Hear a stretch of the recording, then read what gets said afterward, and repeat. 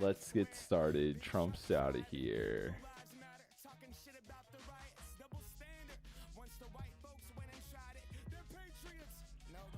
All right, guys.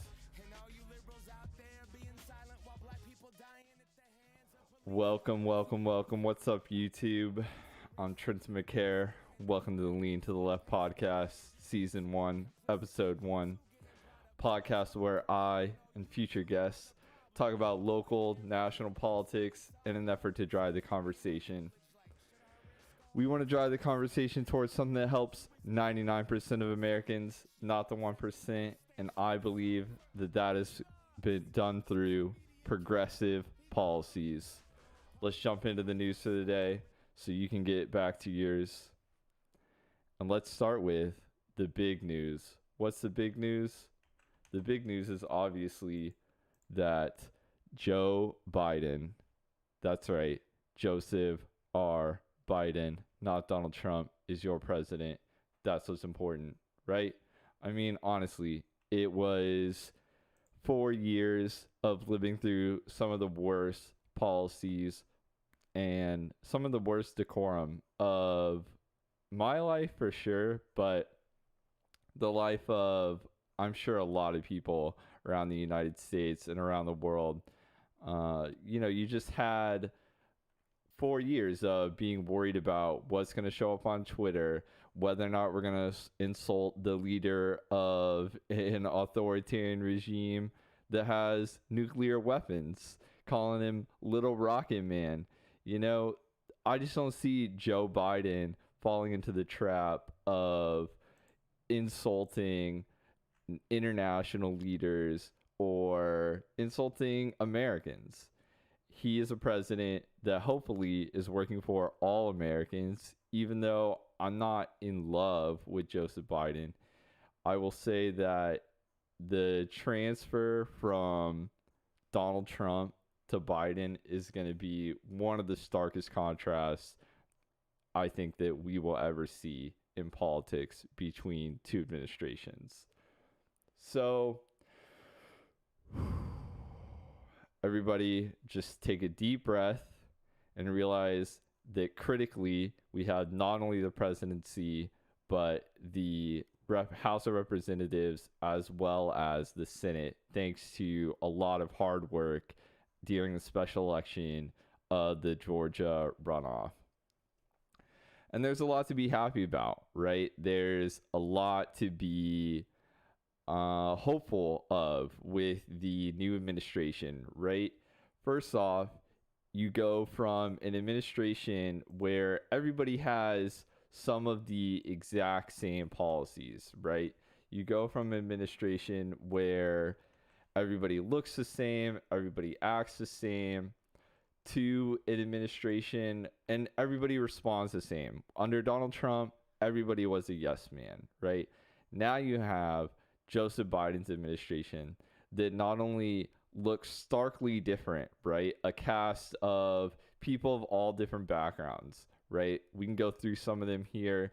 We have one of the first Hispanic leaders for to lead the Department of Health and Human Services, making sure that we have a department that's going to make sure we get through this pandemic effectively, right? Unlike we have been for the last couple of months. We have Anthony Blinken. He has been served under multiple administrations all the way back to 2002, right? And you can't have a policy of it wasn't America first, it was America alone, right? This idea that we were putting America first with our policies is really just Trump was first and America was alone. We had none of our allies attacking China, attacking Russia, any of our adversaries. We weren't a unified force against them, right? We're just one part of a global economy. You can't be one with such a standalone work, right? I really want to focus on two of the candidates, or two of the nominees, for key cabinet positions, right? We're going to start with Deb Holland. Okay.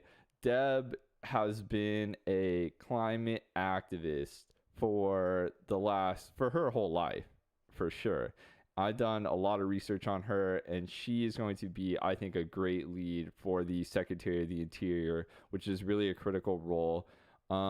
She's the first Native American cabinet, and I'm going to bring up, just like a lot of people have brought up, the historic nature of the background, the ethnicity, the racial diversity of the cabinet and advisor selections.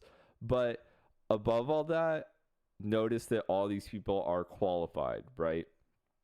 We don't have people being put in these positions with no experience. We don't have people being put in these positions with little understanding of how the government works, especially the level of bureaucracy that exists within our modern government, right? And with Deb, we have someone who has both, right? We have somebody who has literally fought on the front lines against the Dakota Access Pipeline, for Native American lands, for making sure to keep our waterways safe and free from oil, and as well as someone who has served on overseeing national parks and natural resources, somebody who has a history working in New Mexico on these exact issues. So you're going to have somebody who's really going to be qualified for what she's being selected to do. And finally, within the cabinet, we have one other guy I want to point out, showing that it's not all fantastic, but it's all improved, right? That's really what I'm going to focus on, at least for today, until we see some of the actions of this administration and we see where we need to hold their feet to the fire when it comes to progressive, effective agenda for everyday Americans. We're going to focus on at least where we were to where we are now. So we have Michael Reagan. Michael Reagan has been working in North Carolina as their Department of Energy Quality, of Environmental Quality, as their head secretary. And in that position, he received what I would call mixed reviews. Now, we all know North Carolina is purple at best, and their local leadership is definitely, at the state level, is definitely red leaning. So you have to realize that he was swimming pretty upstream, but there were some things that he just didn't get right. You know, he had some good improvements on environmental efficiencies, creating an organization, I don't believe a department, but an organization that was focused on environmental justice.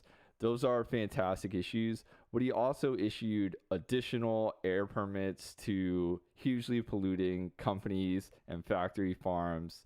And when it came to something that I found in particular that seemed to be an issue, he was not really paying attention to some pollutants from waste systems that were flowing to downstream environments, right? So he got into regulation, and it was able to enforce things on upstream and local issues for those waste runoff problems with wells. And I honestly would bet that that goes back to North Carolina being a red state and having a rural lean, let's say, on their policies.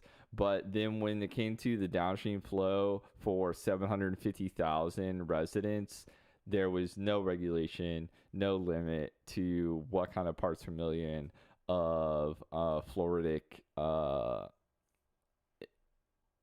pollution that could be put into the water. So it's a little bit, I would say, of a mixed bag, right? Let's move on to what Biden's first couple days in office are going to look like, right? So here is a list of executive actions that I was able to pull. Unfortunately, on the DocGov website, it's not a great, at least listicle of the actions that were taken. But there were some really critical actions taken just in the first day, right? So if we pay attention to on COVID, right? 100-day masks, that's an attempt to get all government contractors, government employees at the federal level to make sure that they are fully masked for 100 days. We stopped our withdrawal from the World Health Organization. This will still take 30 days to go into effect, unfortunately, due to World Health Organization rules. But that's huge. We want to continue to make sure that we fund and dedicate some of our resources to that effort. We have a transition to on the economy. This is really critical. We stopped a nationwide moratorium on foreclosures and evictions until at least March 31st. I think that's way too soon. Honestly, you have 11 million Americans that are out of work right now. If you evict a significant portion of those, there's no renters to backfill those, right? There's not a huge wait list for apartments or housing in America right now. So that's you're not going to solve the problem being able to evict these individuals who currently can't pay their rent. Two, all you do is create a homeless crisis, right? That's not effective. We don't need to have 11 million more people out on the street right now than we do right now.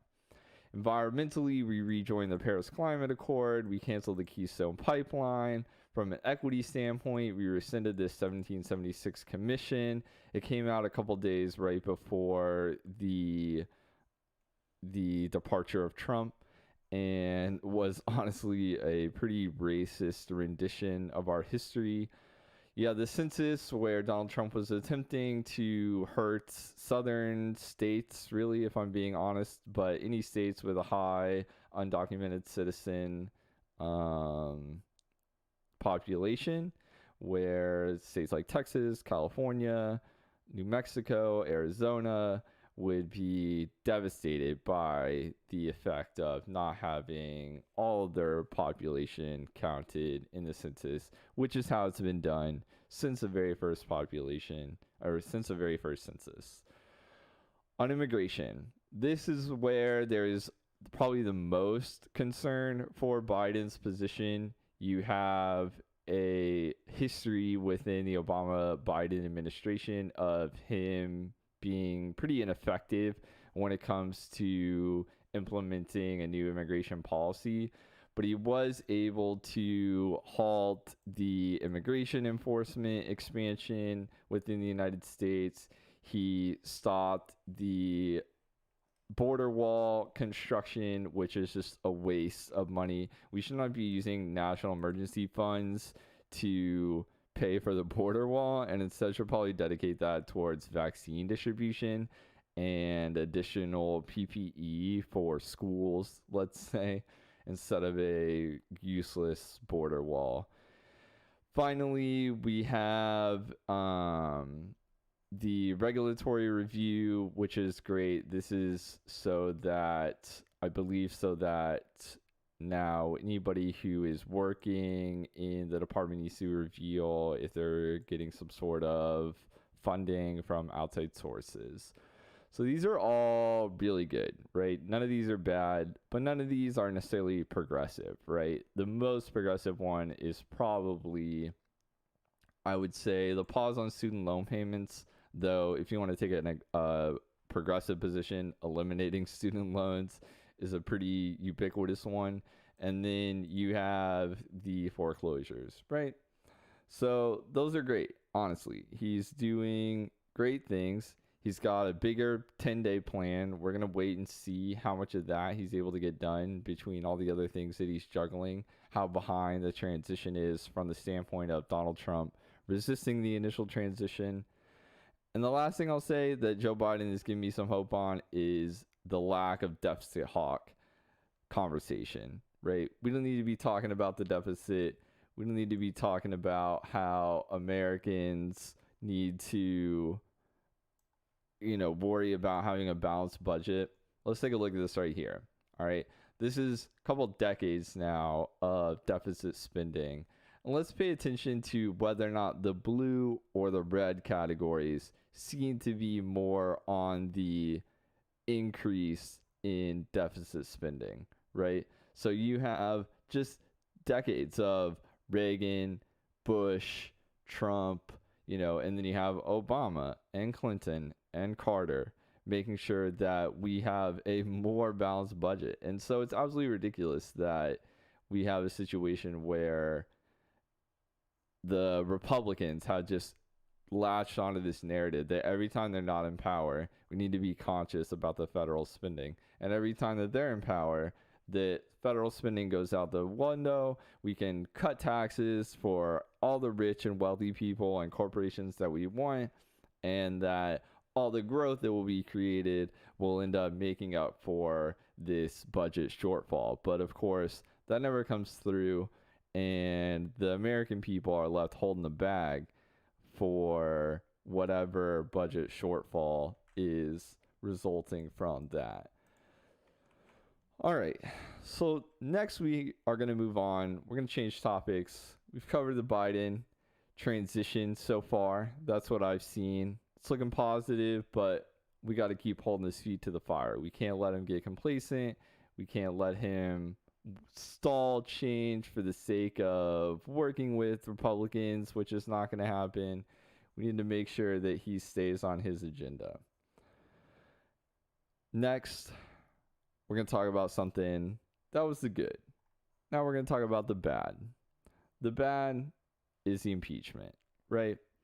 So the impeachment's coming, right? I mean, we have a very good chance that the House is going to vote to impeach Donald Trump, or is going to send their impeachment. They already did vote to the Senate, and then the Senate will decide whether or not to convict Donald Trump, right?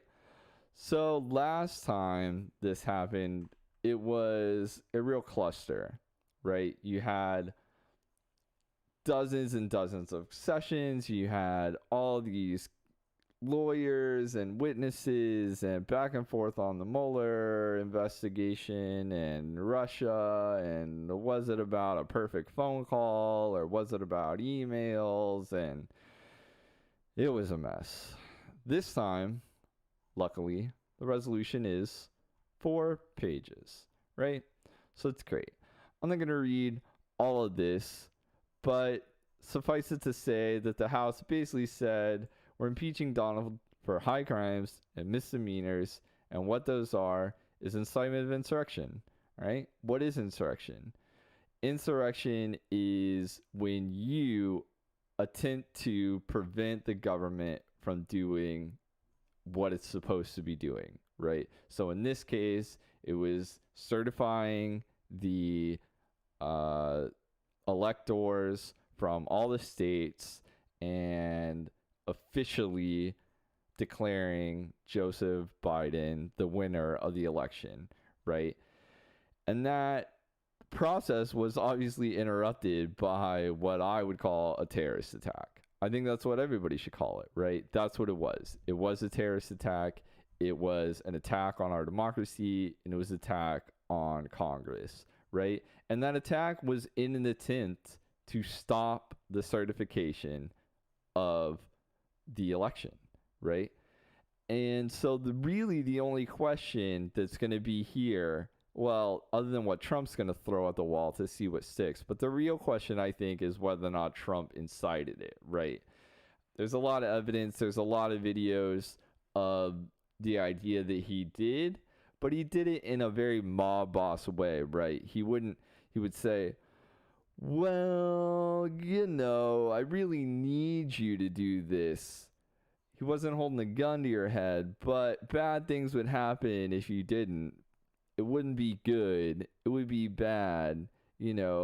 March down, but do it peacefully, but march and be aggressive and hold them accountable, but peacefully.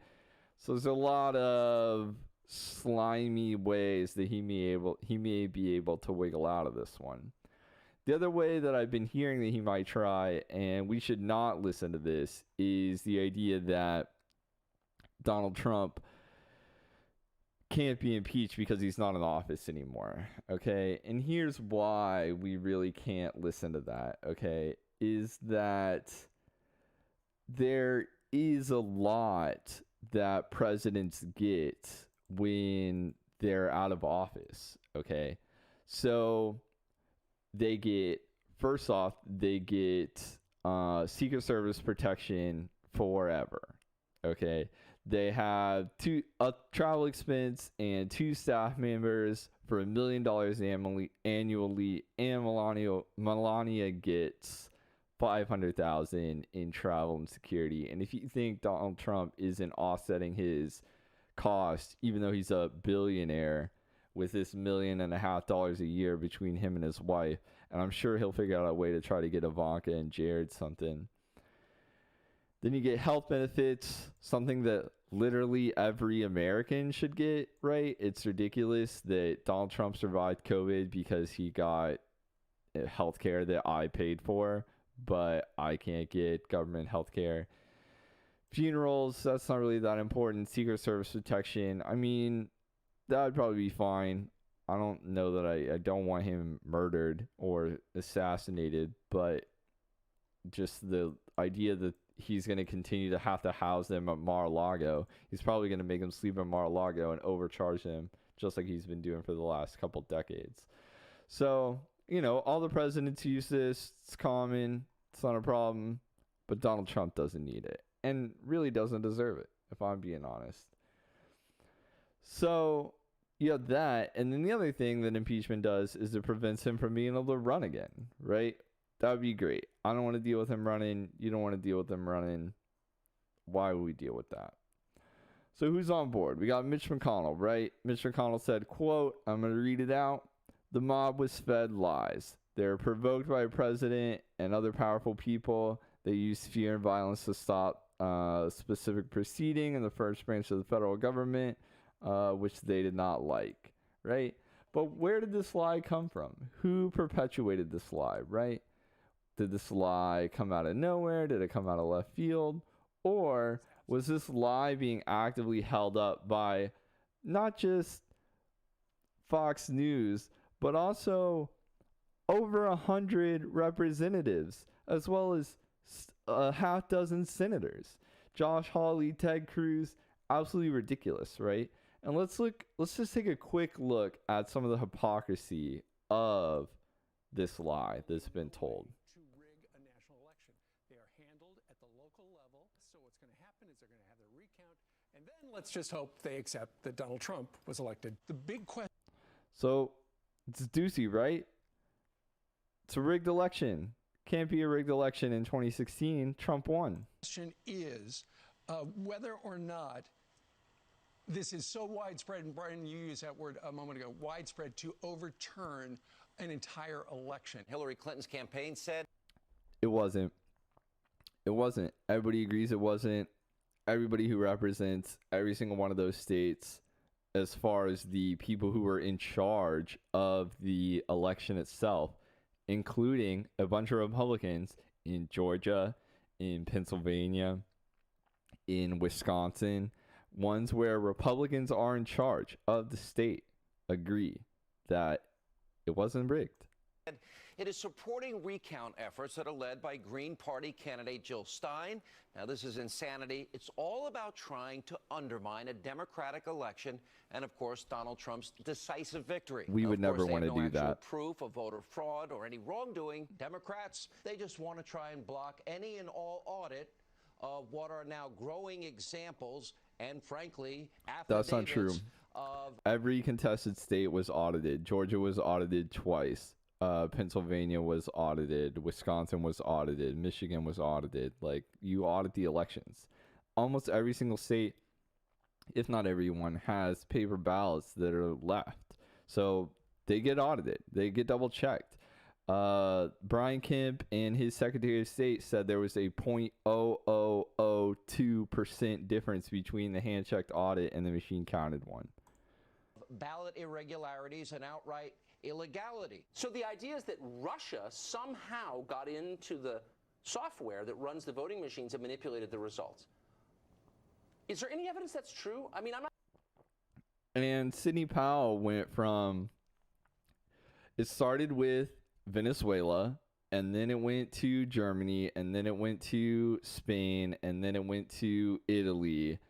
So and then it was Russia, and then it was China. So 6 different countries hacked this election, but it was ridiculous that Russia was involved in anything in 2016. I'm not saying, like, I'm always open to evidence, but that seems insane to me, and we shouldn't suggest it unless we have actual evidence. At this stage, the fraud that we can confirm does not seem to be enough to alter the election results. We should be honest and tell you that. It's not. Of course, that could change. We don't know how many votes were stolen on Tuesday night. We don't know anything about the software that many say was rigged. We don't know. Yes, we do. We ought to find out. If there's ever election, we do. And Dominion is countersuing for libel and slander because they do know.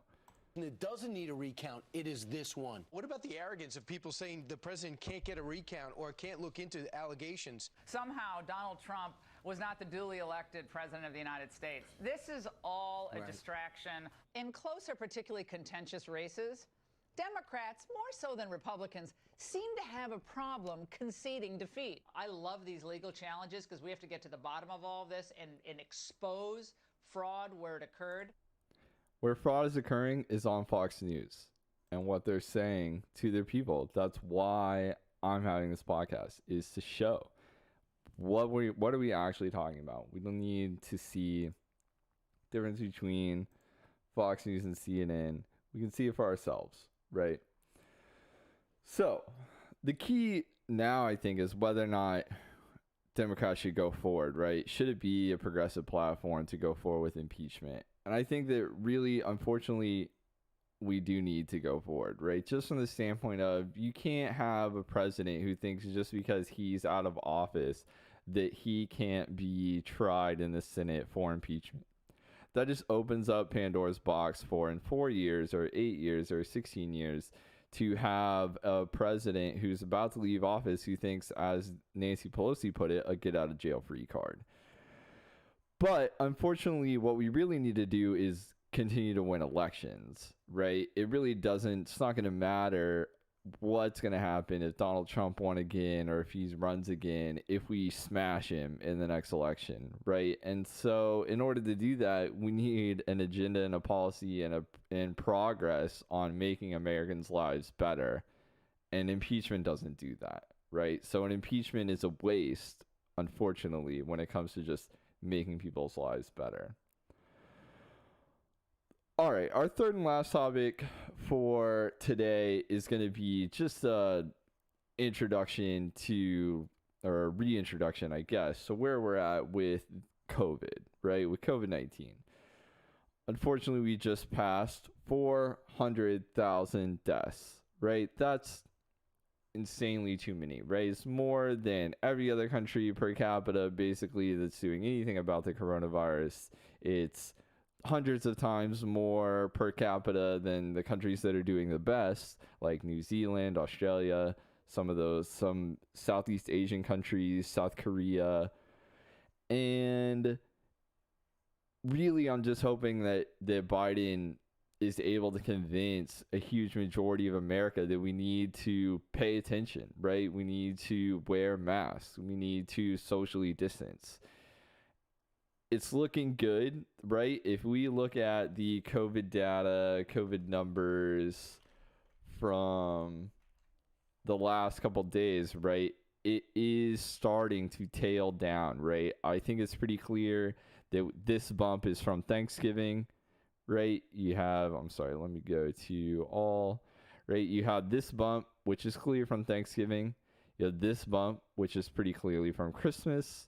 And then now we're starting to get a pretty hard tail off now that we've come down on the other side from that Christmas spike, right? I think you have people who are as aware as ever that COVID, they got some of their need to gather out of their system. And now you're able to see that progress is already starting to come in the right direction. I think a little bit we're seeing vaccines help with that as well. So one thing I do want to discredit right away is the idea that these deaths aren't abnormal, right? That these deaths are would have happened anyways or something like that. And this is a infographic of just showing that just honestly doesn't make sense, right? So these gray lines around the circles are the average deaths per year. There's always a spike in late in the year. You have worse flu season. You have honestly a big spike in suicide during the winter. And you see here in Spain and in Europe where they were hit hard in the spring of last year, there's a huge spike. And then they kind of get it under control, and then they see a winter spike. You see America, where we didn't really pay attention, we had this huge spike in spring, not as dramatic because we were a little bit more ahead. We had a little bit of warning. It still stays elevated all the way. Then we have a summer spike, which everybody knew about, and then we're actually missing our winter spike. We don't have adequate data for that. You can look at one other graph, shows the exact same thing. Basically, this is excess mortality. This is ourworlddata.org. Excess mortality, COVID-19 from raw numbers and from all causes compared to previous years in the United States. So this is what a normal year looks like, right? This has been the average from 2015 to 2019. This is what 2020 looks like. These deaths are abnormal. There's no two ways about it. It's not a discussion, right? It's not, and this is with less car accidents, right? Less driving, probably a little more suicide if we're being honest. But in general, these numbers are insane, right? It's just clear, it's obvious. All the data is there to show that this is what's happening in the world. Let's move on to the vaccine. So the vaccine is looking good. Bloomberg's got one of the best graphics on this, right? We can see the vaccine total doses. I believe this is updated every day. So yeah, January 21st, total doses. Some of the states are doing better. I feel like Texas is actually doing fairly well. A little bit in the middle of the pack. You can see here we've distributed 18 million doses. We've used about half of our shots in the US. This is on purpose. This is both a mix of having things backlogged in the supply chain, but there's also some concern that if you distribute all the vaccines immediately, every single dose right now, then when it's time for people to get their second dose, which is critical, that window to get that second dose is not large. It's a week or two. Studies aren't exact on it, but you can't go 2 months extra and not get your second dose. It won't be as effective, if effective at all. So it's critical that we have some amount of backlog so that these doses that are administered, they're able to get their second dose and there's not a concern, right? So what does that look like as a percentage, right? We know that the target, according to Dr. Fauci, according to a lot of scientists, is 60 to 80%, and we are currently at 6%. We're targeting 100 million doses by the end of April. That's an aggressive target, right? That's 100 days away.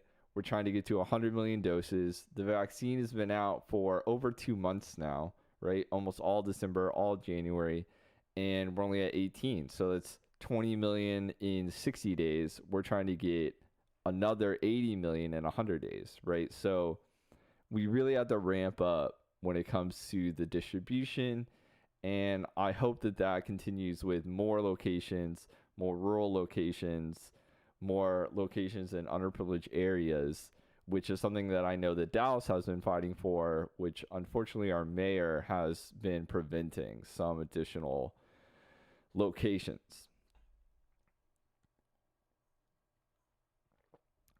The last thing on COVID is the new variant, right?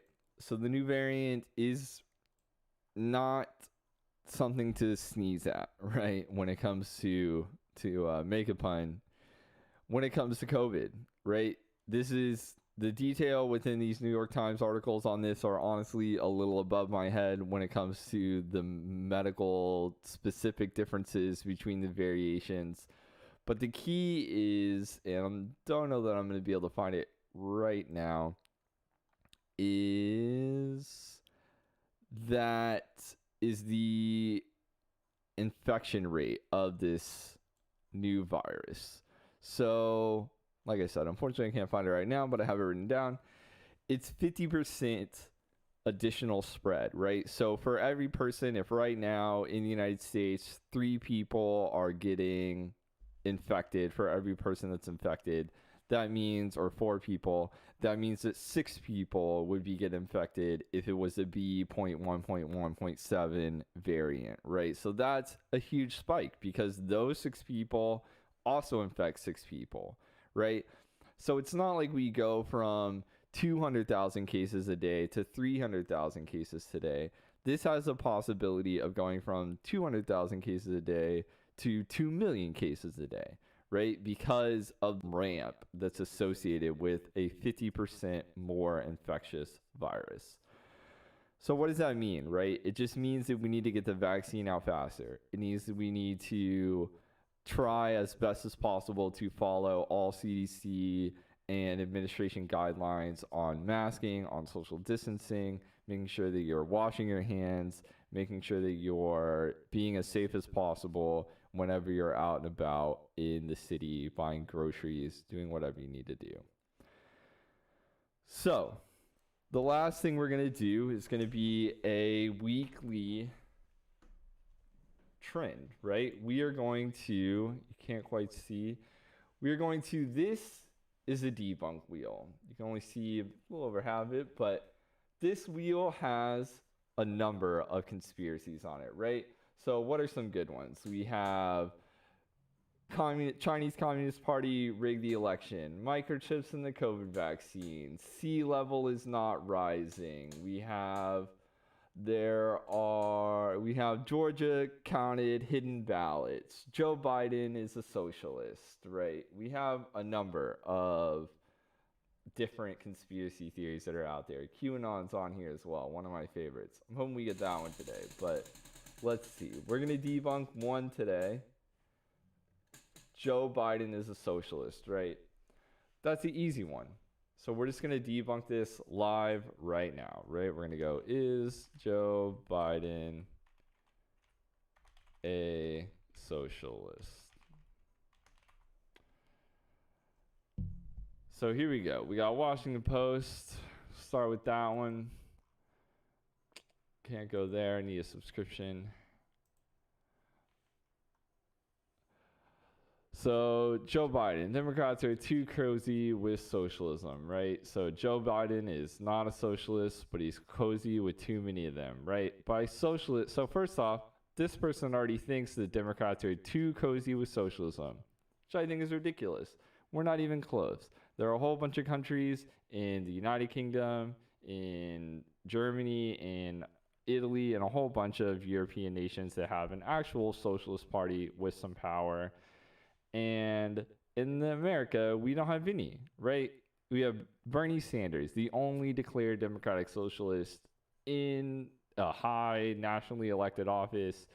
And Joe Biden, A, beat him in the primary, right? And B, doesn't agree with his policies. He doesn't agree with universal health care. He doesn't agree that we should eliminate all student debt. He doesn't agree that we should defund the police, for instance.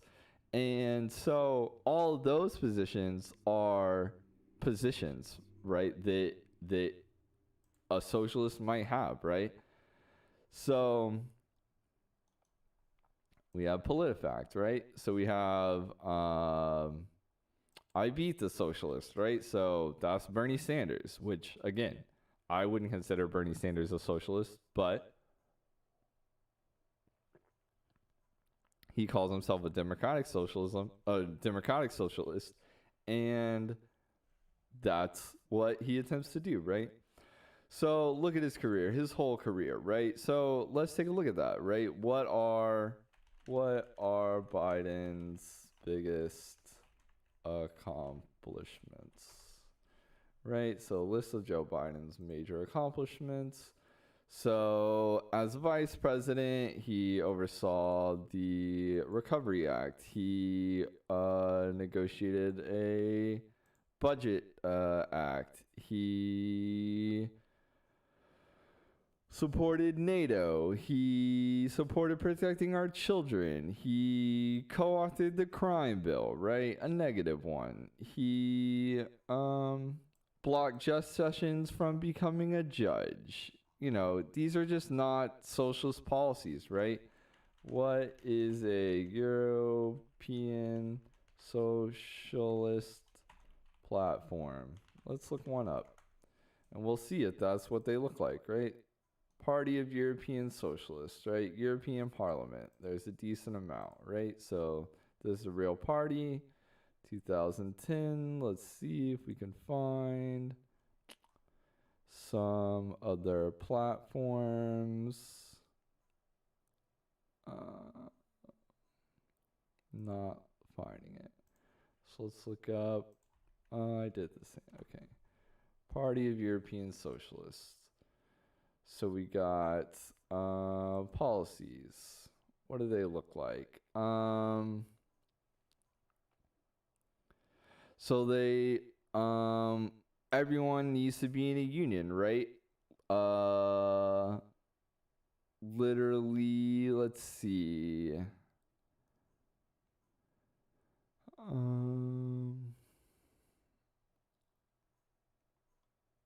I mean, the problem is some of these I agree with, right? Equality, youth and education, human rights, international affairs, justice, right?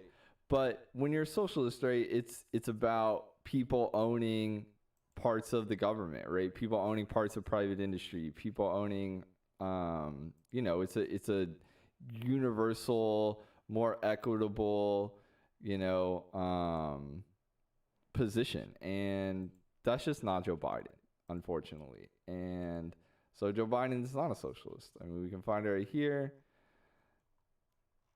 Even people that think that he's too close with socialists agree that he's not a socialist, right? So, and looks like in response to the Washington Post article that I was attempting to read. So, all right, folks, that's going to be it for today's podcast. If you liked today's episode, go ahead and leave a like on the video. If you enjoy this kind of content, be sure to subscribe. Smash that subscribe button, as they say on YouTube. I'll be back next week with another episode. Hopefully I can get to 100 subscribers pretty soon. That's the goal. And remember, fight's not over. And this week, your call to action is to check your registration. In the podcast description, I will have a link to where you can do that, but it's really easy. It's just vote.gov. Make sure you check your registration. The first election in Texas is May 5th, 2021, so it's coming up. It's only 4 months away. School board, a lot of municipality issues, and so make sure you're registered. All right? Thanks, everybody. Have a wonderful day.